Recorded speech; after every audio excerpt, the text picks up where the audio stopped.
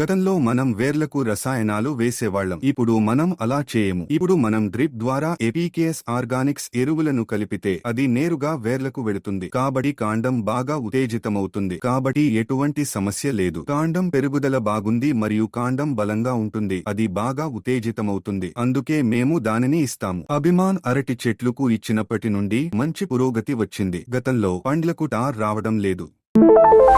Hello, నా పేరు రంగరాజ్. నేను కోయంబత్తూరు జిల్లాలోని కరుమతంపట్టి పంచాయతీ పరిధిలోని మోప్పేరిపాళయం ప్రాంతానికి చెందినవాడిని. మేము 3 ఎకరాల్లో అరటి పంటను నాటాము. పసుపు కూడా ఉంది. నేను గత 2 సంవత్సరాలుగా ఈ తోటను నిర్వహిస్తున్నాను. భూమి యజమాని జగదీష్. నేను పని కోసం ఇక్కడ ఉన్నాను. గత 2 సంవత్సరాలుగా ఈ తోట యొక్క అన్ని పనులను నేను చూసుకుంటున్నాను. దాదాపు 2500 అరటి చెట్లు ఉన్నాయి. ఇప్పటికీ 8 నెలలు అయింది. పంట కోత సమయం వచ్చేసింది. మొదట్లో మేము రసాయన ఎరువులు మాత్రమే ఇస్తున్నాము. అప్పుడు బాస్ దానిని లో చూశాడు. తరువాత అతను దానిని కొని నన్ను ఉపయోగించమని అడిగాడు. 2 సార్లు ఉపయోగించిన తర్వాత ఇది బాగుంది. మేము గత 3 నెలలుగా ఎపికేఎస్ ఆర్గానిక్స్ యొక్క అభిమాన్ మరియు ఆర్బిక్స్ ఉత్పత్తులను ఇస్తున్నాము. మేము దానిని బిందు వ్యవస్థలో నీటితో కలుపుతాము. నీరు బిందు సేద్యం వ్యవస్థ ద్వారా వస్తుంది. మేము 3 నెలల నుండి నేటి వరకు ఇదే ఇస్తున్నాము. మేము దానిని నీటిలో కలుపుతున్నందున మాకు ఎటువంటి సమస్య లేదు.